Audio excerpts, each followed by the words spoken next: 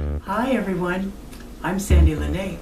Welcome to Psychic Creations. We have a very fun show for you today as we are presenting to you, viewers, ghost stories from those who have had personal experiences with paranormal happenings. Please enjoy.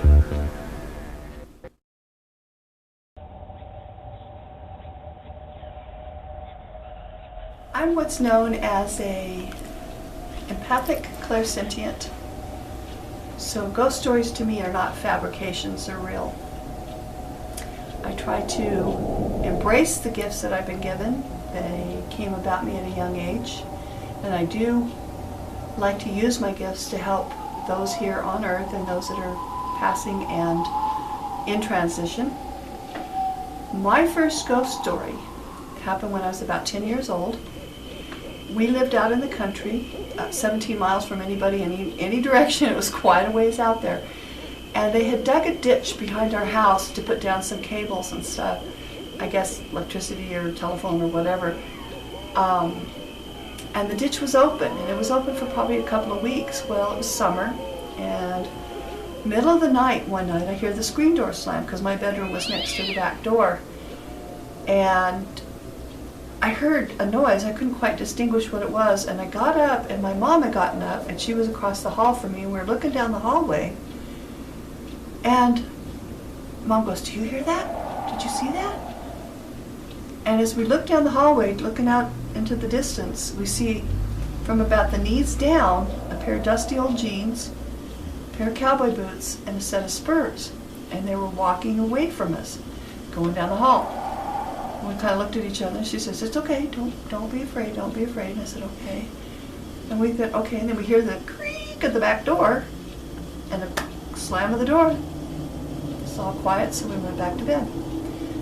We talked about it a little bit the next morning. She says, "You weren't frightened?" I said, "No, I wasn't frightened." I said, "I was confused. I didn't understand, how could this be happening, you know?" She says, "It's okay, it's just okay," because Mom was pretty sensitive herself. So the next night it happened again. So 2 or 3 o'clock in the morning, we hear the back door creak open and shut, and then look down the hall. Mom and I both got up, we're looking down the hall, and here comes the spurs coming toward us this time. And I kind of got big eyes. She goes, don't say anything, I'll talk to him. So she says, "It's okay, what do you need? What do you want?" And I'm watching, and the spurs just kind of turn around, and they're going back down the hall, cha-ching, cha-ching, cha-ching. Got back in bed. I was a little bit nervous. I didn't know. I was 10. I didn't understand. So next day we talked about it again. Mom says somebody's probably been disturbed and needs to be, taken care of or shown how to get where they need to go. That was a pretty good answer for a 10-year-old. That's all I needed to know. Next night it happened again. 3 o'clock, somewhere in there in the morning, we hear the spring door and the cha-ching, cha-ching coming down the hall. Mama finally had enough of it, so she says, "All right," she says, "I know you've been disturbed, but we need to get our sleep. We're done." She says, "Go back and they'll take care of it." So he turns around, and the little boots and the Levi's and the spurs go down the hall. Cha-ching, cha-ching, cha-ching. Goes the back door, closes the back door. Got up, talked about it the next morning. Well, that happened to be the same day that they were closing in the ditch. Never came back. So apparently they had disturbed someone's final resting place, and they were at ease because they never came back. And they'd closed them back up to where they were supposed to be, and they went on with their lives. So did we. And now here I am now, embracing the paranormal and doing investigations, and glad to be of service to both the living and to those that are transferring and moving on to another place. Thank you. This story was submitted by Arlene LaFerry, The Greenbrier Ghost. Did you know that in West Virginia, a criminal was brought to justice by a ghost's testimony?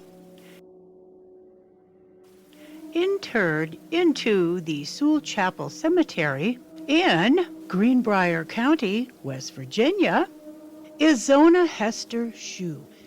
Her death in 1897 was presumed natural until her spirit appeared to her mother to describe how she was killed by her husband, Edward. Autopsy on the exhumed body verified the apparition's account. Edward, found guilty of murder, was sentenced to the state prison. Zona also made the request to her mother for flowers to always be on her grave.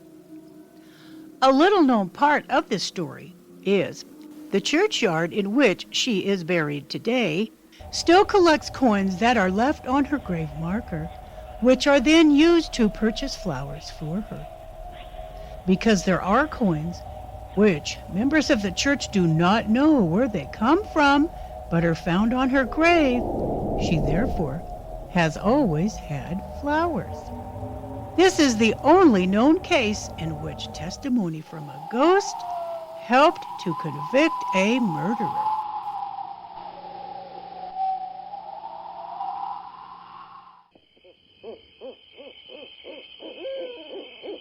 Howdy, my name is Doc Durden, and I have a couple of interesting stories to tell, and mainly it is at my studio in Virginia City. Most things happen there that are unusual. Now, Sandie and her paranormal team came up to my house, and of course they went through that. And my house is actually very active, I've been told, but nothing's really happened there that I can recall. In other words, everything seems to go normally there. But every time I go to the studio, there's always something that happens. And just recently, when I was filming a couple of students of mine, and that was like a couple of days ago, Brian Ellison and his daughter Ruby Ellison. And I just wanted a 3-minute video that's just to show them how much they progressed. And so I have 3 cameras, and I have the batteries are up, and the memory cards are in, and the cameras are rolling, all 3 of them. And I'm monitoring. I'm watching these cameras. I go back and forth, and I'm watching them. And so I said, okay, cut. We got what we needed. So I go home to upload this and edit. There was absolutely nothing there about bullwhipping. At the end, I was kind of ministering to them about certain ideas that they may want to put into their bullwhip cracking and whatnot, but not one crack of the bullwhip. And to give an example, there had to have been at least that day had to be at least 100 or more cracks anyway between father and daughter. So that's one incident that and Sandie has told me that when you get there, you tell them not to mess with the cameras. Don't fool around with the cameras, and everything will be all right. And well, we went back the next day, and I did exactly what she asked me. I told them, I said, no, all right, we're going to do a video again today, and don't mess with the cameras. I need to get this done. Nobody's going to hurt you. This is all good stuff, and obviously it worked out. It worked that day, but the day before it did not. Another incident was, and this here, it's hard to believe, but I was doing a commercial for a mini commercial for Cowboy Con. And Stinky, one of our icons in Virginia City, he was going to be part of this little video. And I have a camera that's above the swinging doors. In this salon we're going to have it.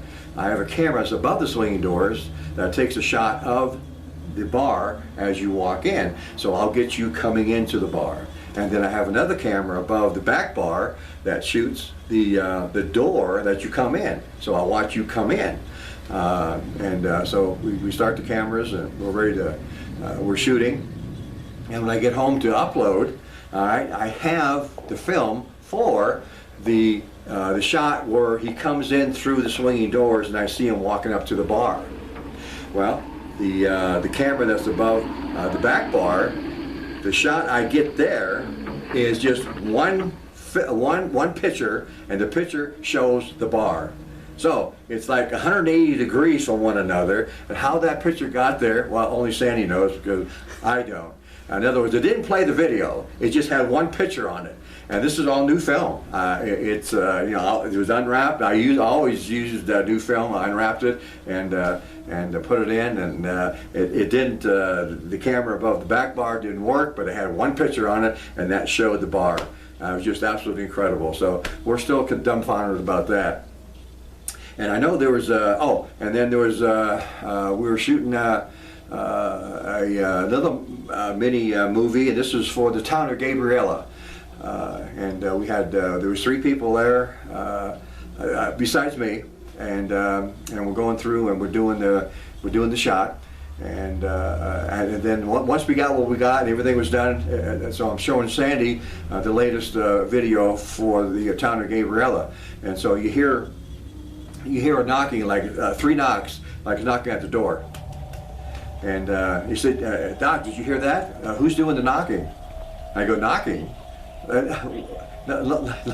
Let's play this back again. I'm not quite understanding what you're talking about. So we play it back again. Sure enough, there's 3 knocks on the video. It's just as distinct as it could be. I didn't hear it. There was no interruption. In other words, we did the scene. The people that we were with, they weren't startled or looked away or whatever. But sure enough, 3 knocks in the video, and it's there to this day too. I left it in, so it's a conversation piece, and I talk about it often. Then another time where, and this here seems to be happens often to a lot of videographers, is that the batteries went dead on this other commercial I was doing. In other words, the cameras, the batteries are up, and the cameras are laid out and turned on. Well, did nothing. What? Nothing. Oh, for Christ, I just charged these things. Nothing. And that happens, I guess, according to Sandie. They absorb the energy, and usually it's a DC thing. And that certainly happened to me also. So there was 3 or 4 things that's happened, and I certainly can't explain it. She can, but I'm willing. In other words, nobody's talked to me. Nobody's nothing really strange that I've had interaction with, but I have no problem with it. And but those are my stories. Thanks for listening.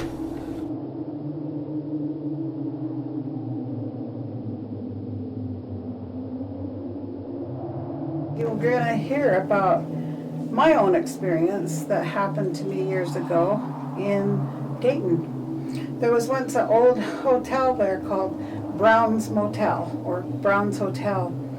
And it was a 2-story building that had once been a hotel since, I guess, since the 1800s. Had been renovated a couple times, and my friend and her husband lived in it. They bought the property at the time. And so one day we were all sitting in the kitchen having tea, just talking, and all of a sudden the spoon goes waltzing by. And I looked at it and I thought, I was not really accepting that it was going by. And she looked at me and she goes, "Did you see that?" And I went, "Yeah." "Did you see it?" And she goes, "Yes." She says, "It happens a lot." And so we just continued our tea like nothing was going on. And it went across and hit the wall and fell off and fell on the floor. And that place was so haunted.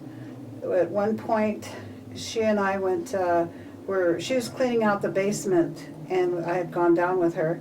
And it was an odd room that had cupboards, the big cupboards in the basement. And it was all nice and neat in there, except that, so we opened the cupboard, one of the cupboards, and there's nothing there. We couldn't figure out what they meant the cupboards for, because they were just into the wall, into dirt, there was nothing behind it. Well, this other wall, the one we opened and were looking into, and she was talking about maybe having her husband dig it out and they could make it into a, actual cupboard for use. In it were like river rock. Well, we thought were river rock. And we kept looking at it, and pretty soon I noticed the rocks, the good-sized rocks about this big, and you could see fissures in it. And so we dug one out, and it was a skull. And so that was all skulls in there. The way it was just part of it had to have been perhaps a Chinese burial, because they used to bury people, like in mass graves, and maybe that's what that was. So we didn't think anything of that either. We just shoved it back and closed the door, and and then she had some tarot cards that someone had given her. They had a little thing upstairs. There was a cabinet that was made of glass, and you could look in there, all the different old artifacts. And there was a set of tarot cards in there, and playing cards also. And the playing cards were supposed to have been 21 played there in the turn of the century, really old cards. And she said one of the things that she couldn't do is touch those cards. She says it really made her stomach sick. And so I said, well, why don't you burn them then? Don't leave them there. And so we took it out to the trash burner out back, which those days it was legal to have trash burners. And we threw them into the fire, and it was creepy. You could hear them screaming, and that was scary for me. But even my kids were scared there. Melinda and Michelle used to friends with their kids, and they would ride up the dumbwaiter, and they said they could feel things in that dumbwaiter. So after that, I didn't think anything more about it. We were still friends. Everything was going fine. And then she had asked me to go to Washoe Lake. We're going to go out and take the kids out for a picnic and whatever, because the older kids were in school, and we just had the little ones. And so we're going to do that the next day. And then she supposedly committed suicide, and that was that night. And her husband called and said that she had shot herself with a shotgun, killed herself. She didn't make it. And so I always felt like that's impossible. This woman was probably 100 pounds, if that, probably about 5 feet tall. And this old shotgun was one of those old musket-type shotguns that was popular. It's an antique, and nobody can really. How would she do it? And where she was shot she was shot in the chest. After that, Brown's Motel burnt to the ground. It must have been about 8 months after that. So that's the end of my story. That's a real thing.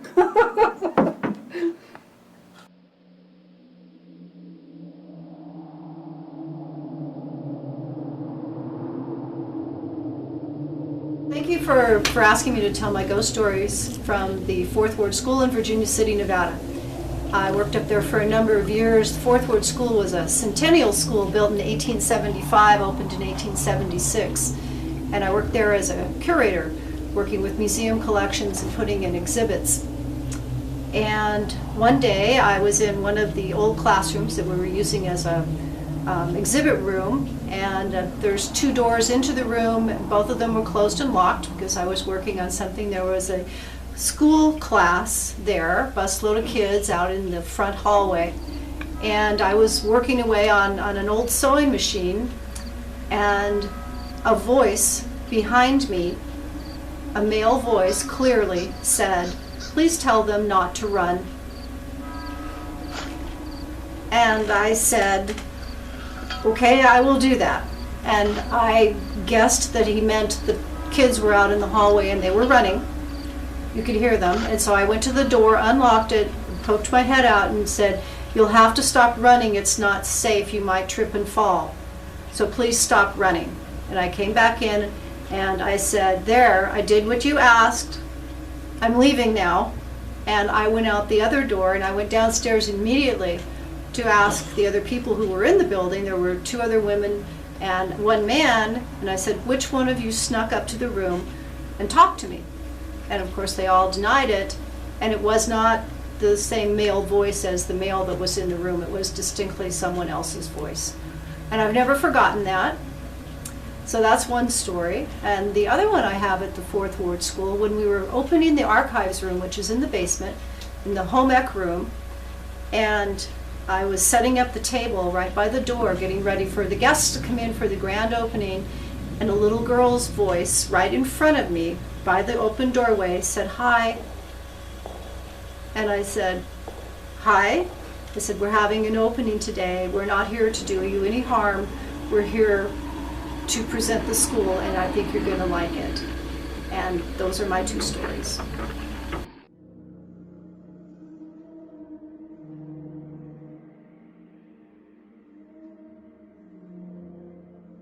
Hi, I'm Stephen Mailer, and I have been a videographer, editor in film and television for about 34 years, and I do a lot of documentary work. And two of the documentaries that I'm currently working on are about ghost hunting.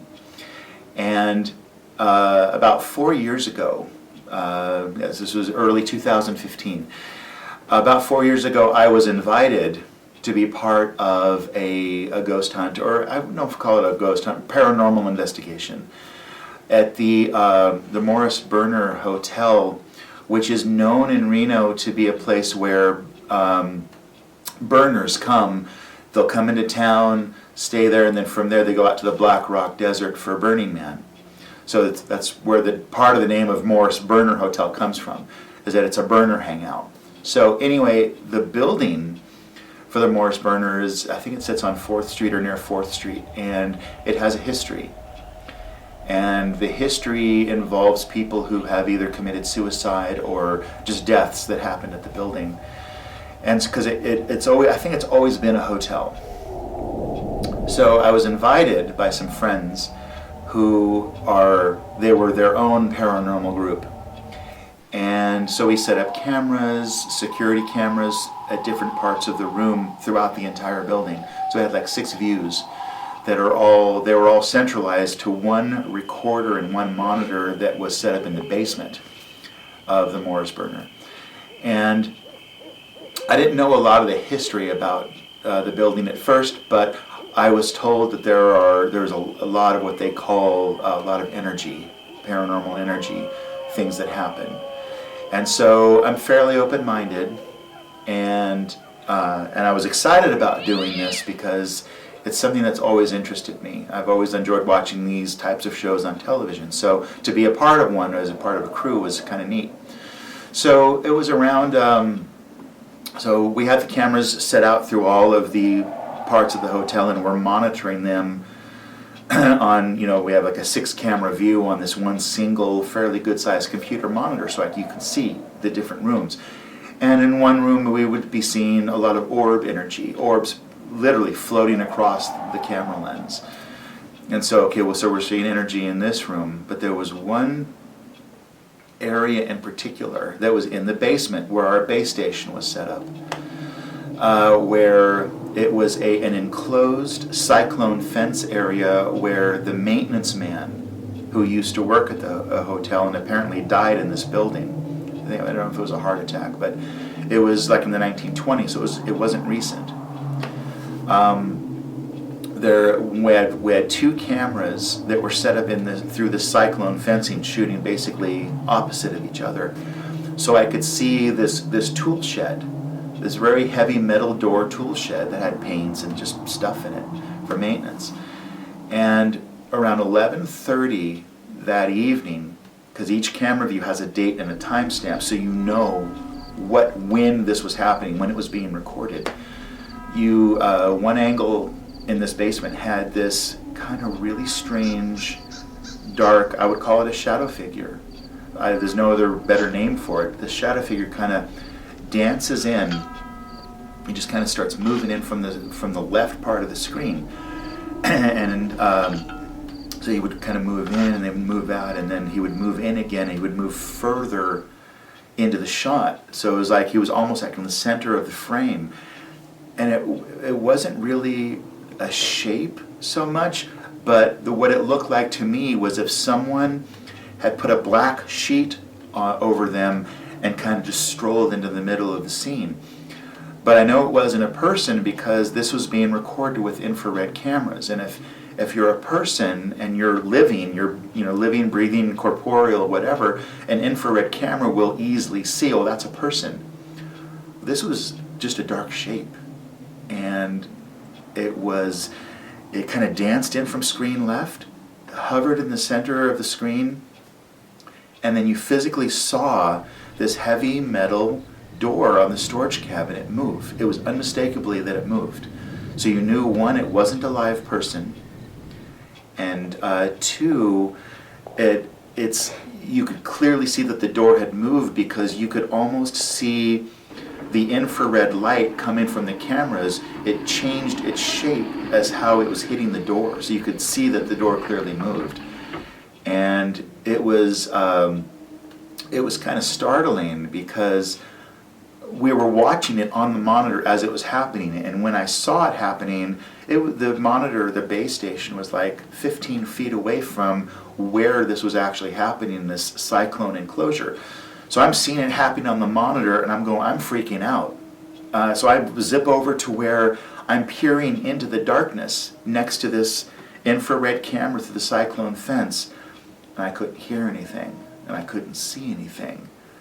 But people who I was working with and seeing this with on the monitor going, "Oh my God, Steve, the door just moved," and I could actually hear as it was moving, because it moved a little bit a couple of times. So it was really startling that, one, it was clear that nobody was in there, but two, the door clearly moved, and the infrared camera clearly caught this shadow figure. And I came there with an open mind, and I wasn't sure what I was going to see or experience, because I'm not what I would call sensitive. I don't feel pushes or tugs or what some of my friends and colleagues experience who are psychically sensitive. They can tell when they've been pushed or pulled, or something pushes them or pulls their hair a little bit. I don't sense anything like that, but I did then. Or I through the cameras, I knew that something had happened, and we played it back, and it was just freaky. It was absolutely freaky. So that was one incident. Same location, same investigation. It was around 1:30 in the morning, because it was a 12-hour investigation. We started around 6 p.m. that night, and we finished up around 5:30, 6 a.m. the next morning. So around I think this one was like around 1:30. It's the same area where we saw this shadow figure. This one is even a little bit more startling because we saw an apparition that wasn't a full body apparition, but you can tell by looking at it, it almost looks like you're seeing the top or the base of the neck with the part of the shoulder. So it's like you didn't see the full person, but you could see what appeared to be a young girl, maybe 11 or 12 years old, wearing a dress that looked like it could have been Victorian era. So I would say late 19th century, maybe early 20th century. So it clearly wasn't a dress that a person today would be wearing. But you sort of see her dancing into the lower left portion of the screen where you see the shape.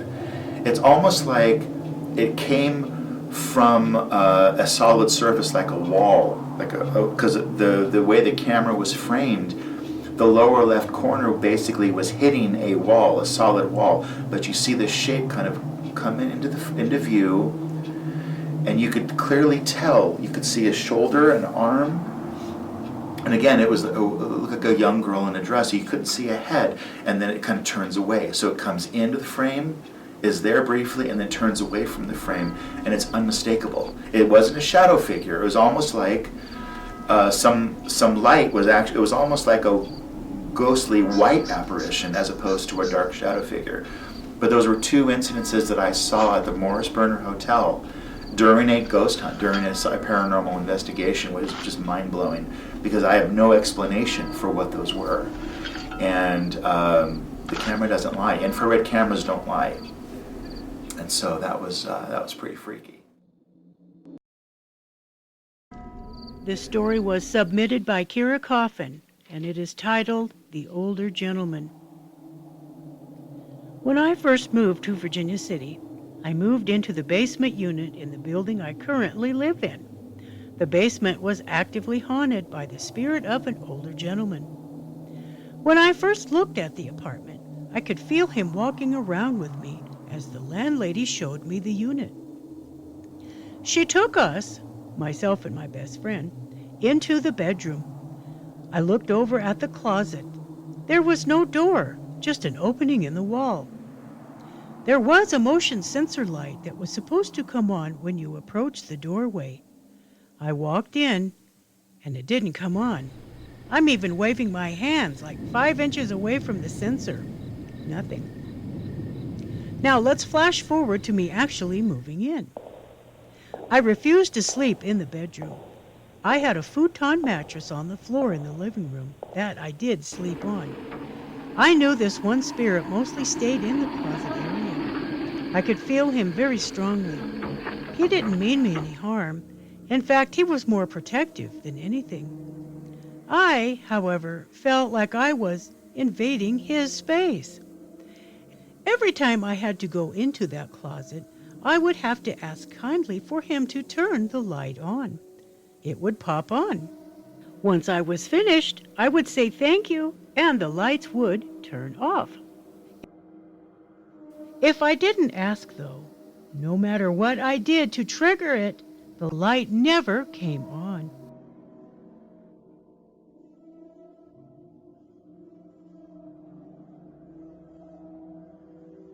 October 29th, 2000, took a road trip from Tahoe down to Santa Cruz and decided, well, let's just hit Monterey on the way out of town. We did. It was like 8 o'clock, 8:30 in the morning. And as we're cruising into Monterey, the sign said the fairgrounds. And I thought, big Jimi Hendrix fan, I better just see what's going on. I've always wanted to do this. I've lived in Tahoe now. This is so far of a trip. So we drove up, and I saw a gate that was just slightly open. And I thought, well, if I'm going to do this, I'm going to do this quick before security or the caretaker or somebody kicks me out. So I'm walking in. I had no idea what I'm looking for, a plaque, a statue, or anything. And I saw this big facade, the back of it. And I was with my girlfriend at the time. I said, this has to be it. As we came down the runway, sure enough, this opened up into this great big pavilion where the seats are still there and the stage is still there. And it's just the way it was. They do jazz festivals and things like that. And I'm still thinking in and out, in and out. All right, so I'm looking both ways. And I come up to the stage, and I've got to climb up onto this because I can't get in through the back doors. So I hoisted myself up, and I got pictures of this. And as I got up there, I kind of glanced around as I'm reaching for the camera that Lynn had. She couldn't make the climb.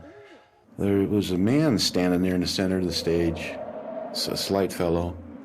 Kind of looked over there towards him, and he looked back, and he said, this is where it all happened. And I turned back to Lynn to get my camera, and she goes, who are you talking to? I said, well, there's a guy up here. And I turned back, and he was gone. And there was no way for him to just fly in front of me or out the top or whatever. So that's the ghost part. The fantastic part is I found on the stage where somebody had carved Jimi Hendrix 1967 with a knife right where he burned his guitar. And so I'm taking pictures and pictures and pictures and pictures, and I'm, okay, let's go. I feel uncomfortable, let's go. And we finished the rest of the day at the 17-mile drive and went home. Took about 2 months to process the photos. And in those pictures, there are things happening right over the carving in the stage. Hands coming down from nowhere, and I have all these pictures, and it was like a double thing. The guy that was on the stage, and then what I took on my camera. And I repeated that trip 2 years later. It was in May, it wasn't October. The stage was all closed out. There was giant netting to keep the seagulls out. The fuel was off. There was nothing right about it. It's like I had to be there at that right time to take those pictures. And so I've been holding on to them for 20 years because I didn't want somebody to say, oh, look, let's all go invade that and then do like a circus and ruin it for anybody else. That's my story. It's not really scary, but it's kind of neat.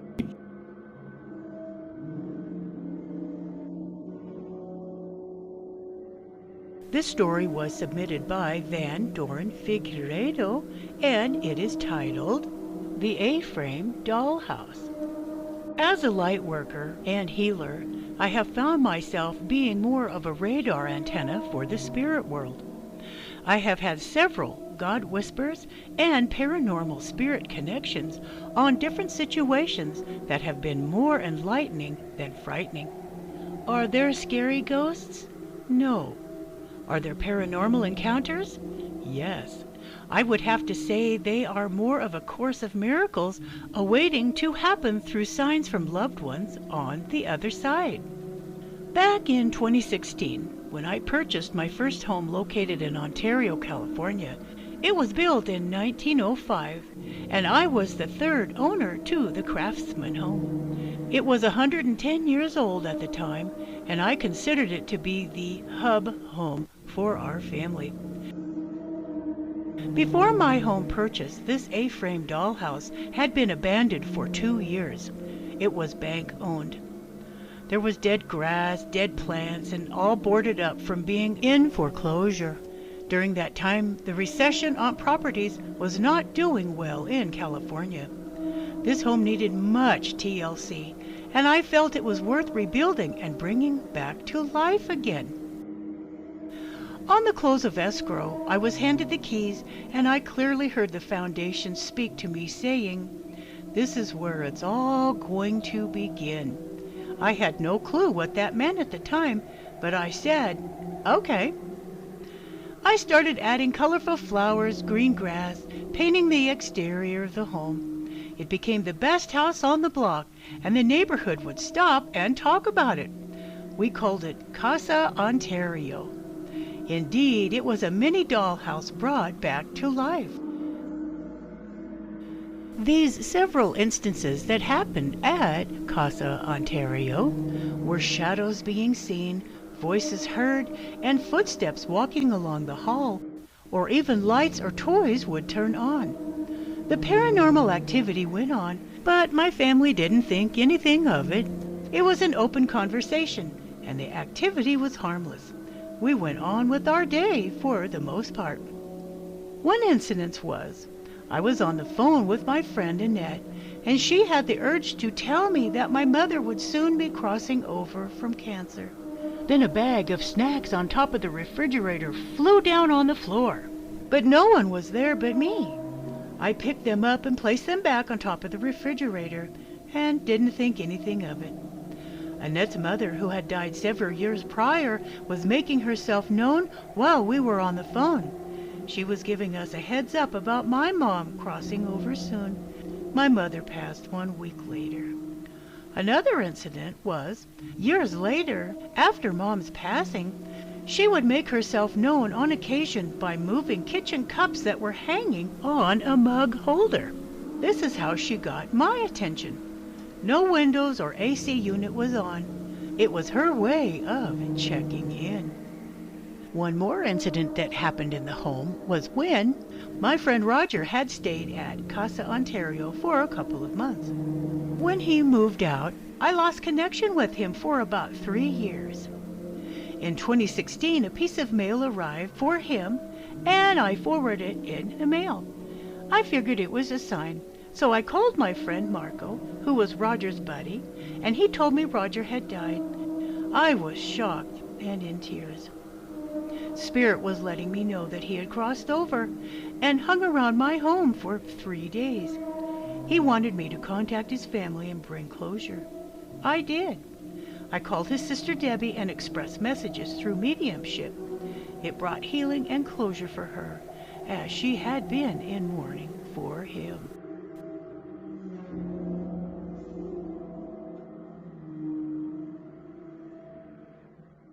My story has to deal with Paradise. My sister Pam had gotten a house up on Sawmill Road in Paradise.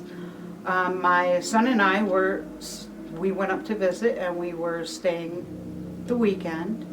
And my son slept out on the couch, and my sister gave me one of those queen air mattresses to sleep on. Well, that night we went to sleep. I got up at around 1 to just use the little restroom. I come back in and I was ready to doze off, and I felt something cold in my ear, and I felt like something was sniffing my ear and then licked me. And then I heard a voice and they're saying, "Oh, leave them alone. They're sleeping."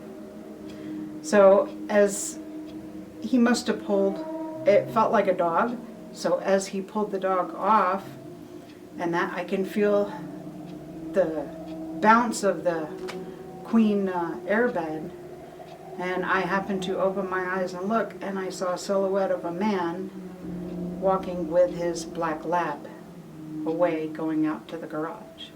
And so I asked my sister the next morning, and she said, I had asked her if anybody, why they rented the house or sold it or whatever that they were doing with it.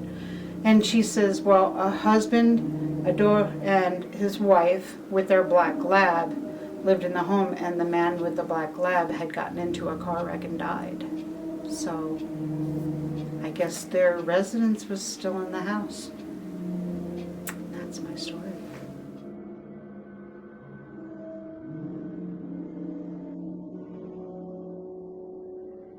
Well, I have an interesting story to tell you. This happened when I was 6 years old, and I remember it like it happened yesterday. We moved into a new home, and in my bedroom I had kind of a strange looking closet. It was an older home where there was 2 closet doors, sliding doors, and underneath were 2 drawers, and on top was 2 cupboards. Well, very quickly after we moved in, I would go to bed at night, and all of a sudden the cupboard doors would start slowly opening. Well, it scared me to death. I'd go running out to the living room, tell my mom and dad, and of course they'd come back in the bedroom with me, and the doors would be closed. And I thought, wait a minute. So they would leave, and then the doors would start to open again very slowly, and I'd go running back out to the living room, and they would come back in the bedroom, and the cupboard doors would be closed. After a while, they didn't believe me anymore.